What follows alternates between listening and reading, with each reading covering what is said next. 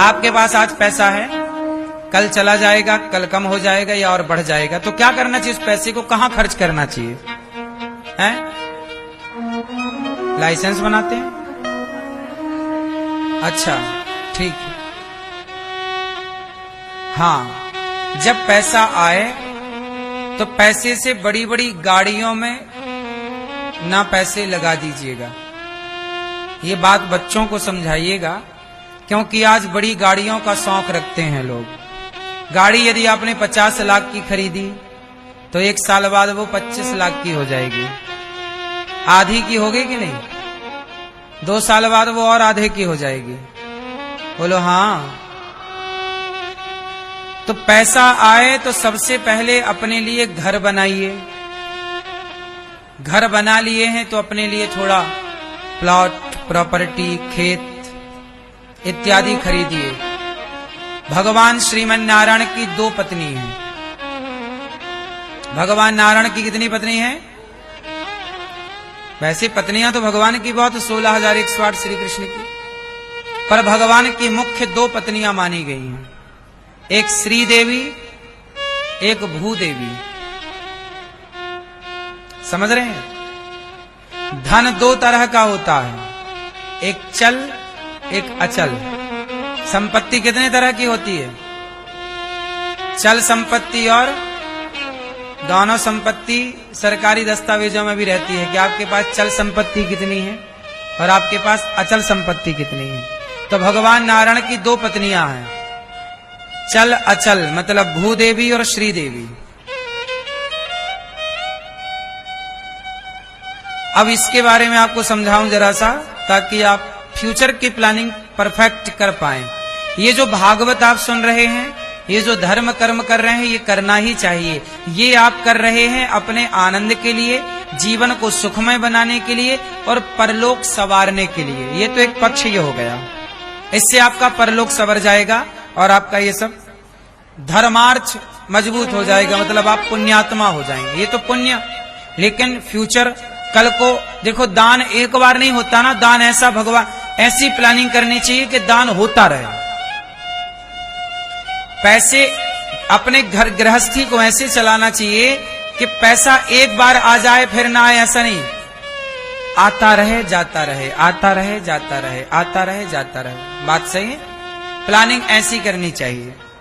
एक दिन आ गया और 1 महीना नहीं आया तो भी तो डिस्टर्ब हो जाएगी गाड़ी। पैसे का रूटीन कैसा होना चाहिए? आता रहे और लगता रहे अच्छे कामों में, जाता रहे, आता रहे, आता रहे। जाने में दिक्कत नहीं है, पर जाने के लिए आना चाहिए। यदि आता है तो जाने में दिक्कत नहीं है, पर जाता ही जाता है और आता नहीं है तो दिक्कत है।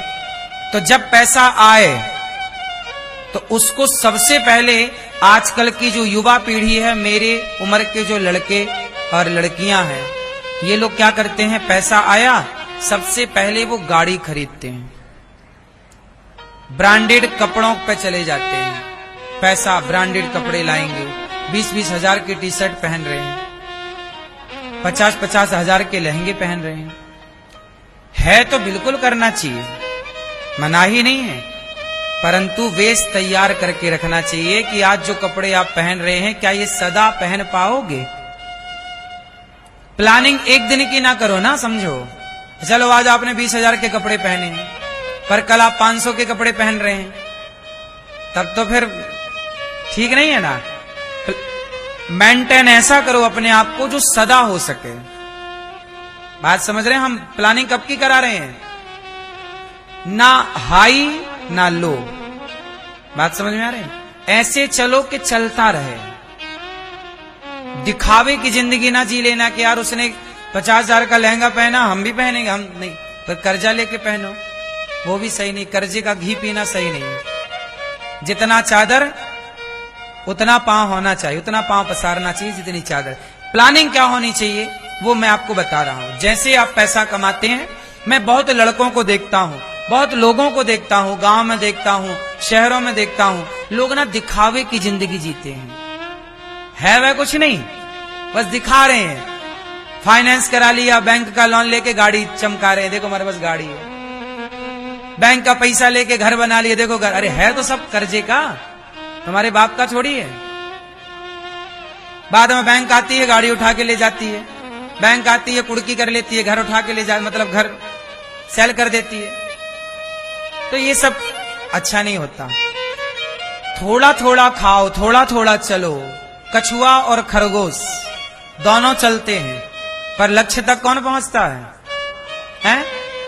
क्यों? जबकि खरगोश कछुए से कई गुना तेज चलता है, क्योंकि जो खरगोश है वो सीधा नहीं चलता, वो आए बाएं दाएं उल्टा सीधा पहुंचता ही नहीं। जबकि कछुआ भले धीरे चलता है पर पहुंचता है। भले धीरे चलो, अपनी इच्छाओं को धीरे धीरे पूरी करो, पर चलो, एक रफ्तार से चलो, एक लय में चलो। लय एक रिदम होती है ना, एक हिसाब से चलो, एक रफ्तार। यदि आप पहाड़ को चढ़ना चाहते हैं, ध्यान से सुनिएगा, यदि पर्वत को लांघना चाहते हैं तो बहुत तेज दौड़ेंगे तो भी थक जाएंगे, और बहुत स्लो चलेंगे तो भी आप पहुंच नहीं पाएंगे समय पर। इसलिए एक ऐसी रफ्तार बनाओ जिससे ना आप थकें और ना आप रुकें, अखंड निरंतरता बनी रहे। बात सही है? बस अब आगे सुनो। लक्ष्मी दो तरह की होती हैं, एक चल अचल, भूदेवी और श्रीदेवी। श्रीदेवी कौन? जो आपका सोना चांदी, ये धन वैभव, ये सब श्रीदेवी।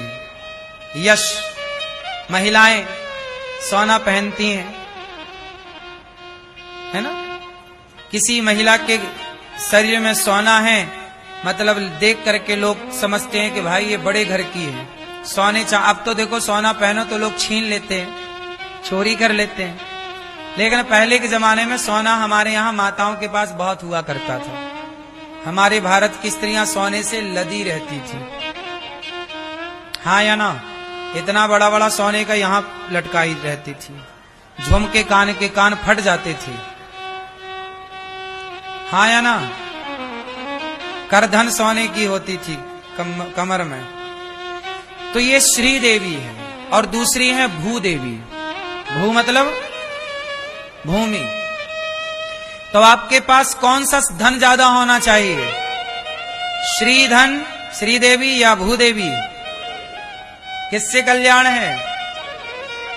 दोनों हो, परंतु समझदार लोग जो होते हैं वो गाड़ी घोड़ा इत्यादि दिखावे में नहीं जीते।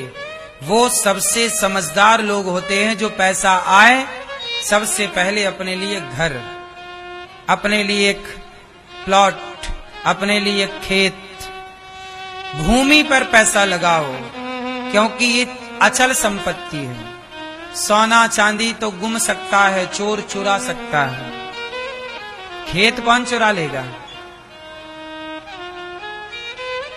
इसलिए आज के एक लड़का मेरे पास आया, बोले गुरुजी हम पैसा कमाते हैं और ब्रांडेड कपड़े पहनते। मैंने कहा ब्रांडेड कपड़े पहन के क्या होगा, तू रहेगा तो वही। हमारी पहचान हमारे कपड़ों से नहीं है, समझो। कपड़ा तन ढकने का है, अच्छा होना चाहिए। कपड़ा ऐसे पहनने चाहिए जिससे शरीर को सुख मिले। अब जैसे गर्मी आ गई तो गर्मी में कपड़े कैसे पहनने चाहिए? कॉटन, पतले कपड़े, सिंपल अच्छे सुखद कपड़े, सुख देने वाले कपड़े। तो कपड़ा शरीर को सुख दे, वो कपड़ा है, ढका भी रहे और ठंडाता भी रहे, ये ना कॉटन का काम है। बस यही उपयोगिता है कपड़े की। अब कपड़े पे कपड़ा और दे लाख लाख के कपड़े। पैसे बचाओ, बचा करके। एक लड़का मेरे से बोला हम ब्रांडेड कपड़े पहनते। हमने कहा भाई कपड़े में ना लगा, तू अपने माता पिता के लिए तू पैसा इतना कमा कि तू एक घर ले, और जब घर लेगा अपने लिए और माँ बाप को बताएगा कि देखो हमने कमाई से घर लिया, तब माँ बाप समझेंगे कि मेरा बेटा सफल हो गया। ये आपकी सफलता की सीढ़ियां हैं। यदि आप जितने लोग यहाँ बैठे हैं, आप सब ये कामना करोगे कि मेरा बेटा इतना सफल हो कि वो सफल हो के पैसे बचा बचा के अपने लिए घर खरीदे और अपने माँ बाप को घर गिफ्ट करे कि पिताजी हमने आपके लिए घर खरीदा है। भले वो घर 20 लाख का हो, 50 लाख का हो, 1 करोड़ का, जो आपकी सामर्थ्य, पर घर सही है। माँ बाप खुश हो जाएंगे ना, अरे मेरे बेटे ने मुझे घर गिफ्ट किया। बोलो हाँ। इससे क्या हो रहा है, इससे ये पता लग गया कि तुम्हारा बेटा कामयाब है, सफल है। वो इस सफलता में केवल घर की सफलता नजर नहीं आ रही है, बच्चा कितना दिमागदार है, उसकी बुद्धि कितने आगे तक की, क्योंकि हर संपत्ति घटती है। जैसे गाड़ी 1 करोड़ की है तो 50 लाख की होगी 1 साल बाद, लेकिन घर आज यदि 20 लाख का है तो कल 25 का होगा, 30 का, वो बढ़ता रहेगा। बोलो हाँ। इसलिए प्लानिंग ऐसी करनी चाहिए, जब पैसा आए उसे अच्छी जगह खर्च करो। पैसा आए तो आपके पास जरूरत से ज्यादा है, गौशाला बनवाओ। आपके पास पैसा है तो बेटियों का विवाह करवाओ, गरीब बेटियों का। आपके पास पैसा है तो प्याऊ लगवाओ। प्याऊ समझते हैं, पानी की सुविधा। आपके पास पैसा है तो अपने हाथ से आप दीन दुखियों को भोजन की व्यवस्था कराओ। ये पैसे का सार्थक उपयोग है। अब कोई लोगों के पास क्या होता, पैसा आता है तो शराब पीने लग जाते हैं, बड़ी महंगी शराब, 1-1 लाख रुपया की बोतल, 2-2 लाख रुपए की बोतल आती है, मैंने सुना है बाजार में आती है। बोलो हाँ। लेते हो? नहीं। शराब महंगी से महंगी, ये पैसे का, ये लक्ष्मी का दुरुपयोग है। अच्छा, मंदिरों के बाहर भिखारी बैठे रहते हैं। बोलो हाँ। क्यों? ये कौन है ये भिखारी लोग? उत्तर दो। ये भिखारी लोग कौन है जो मंदिरों के बाहर बैठे मांग रहे, भैया दे दो, 2 रुपए दे दो, 10 रुपए दे दो? कौन है ये लोग? ना, बहुत सारी स्त्रियां, बहुत सारे पुरुष। आप कहते हैं इनका तो धंधा है, पर इसका एक और भी उत्तर है, सुनो। ये जितने भिखारी हैं, ये सब पिछले जन्म में सबके सब करोड़पति थे, खूब खूब पैसे वाले थे, पर इन्होंने अपने पैसे का कभी सदुपयोग नहीं किया। पैसा मिला तो अपने बाप की बफौती समझ लिए और शराब पीने लग गए, क्लबों में जाने लग गए। पहले देखो, कुछ लोग पैसा पाते हैं तो पता, पहले के लोग गांव में नचनिया को बुलाते थे, नाचने वाली को। पैसे वाले लोग क्या बुलाता था? बोलो मेरी माँ, नचनिया, नाचने वाली। वो गांव में आया करती थी और गांव के बड़े आदमी लोग पैसे देकर उसको बुलाते थे, और बूढ़े लोग मुंह में पैसा फंसाए 10 रुपया का नोट तो कहें ले, ऐसा करते थे ये बुढ़ऊ लोग। हाँ कि ना? फिर पैसे कहां खर्च हुए? नाचने वाली में। पैसे कहां खर्च हुए? शराब में। पैसे कहां खर्च हुए? गलत कामों में। तो भगवान ने एक, देखो, आकलन तो भगवान भी करते हैं ना, आखिरी फाइनल सिग्नेचर तो भगवान का होता है ना। भगवान पूरी फाइल आपकी देखते हैं कि आपके पास पैसा था, समय था, जीवन था, क्या किया आपने? आपने कितना पुण्य किया, कितना पाप किया, समय का कितना सदुपयोग किया, कितना दुरुपयोग किया। जब ये पूरी लिस्ट भगवान के सामने जाती है तो भगवान देखते, अच्छा इसके पास पैसा आया तो उसने केवल गलत काम किए।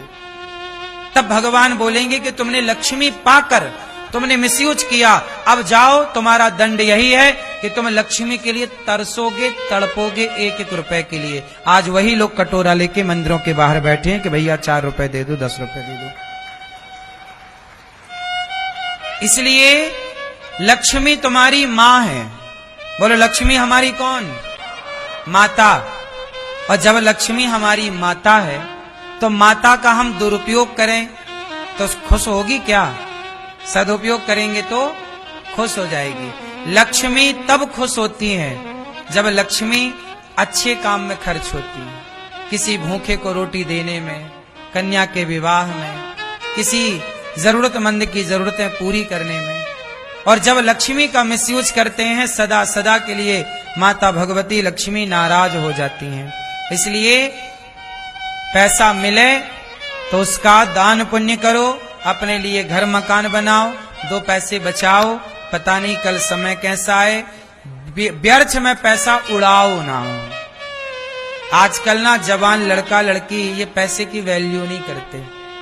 बाप बेचारा मेहनत से पैसा कमा के रखा, बेटा उड़ा रहा है, 20-20 रुपए की सिगरेट पी रहा है। अब बताओ, धुआं धुआं कर दे रहा कि नहीं पैसे को? अच्छा बताओ, पैसा मेहनत से आता है कि फ्री में आता है? बोलो, काम करना पड़ता है ना, तपना पड़ता है।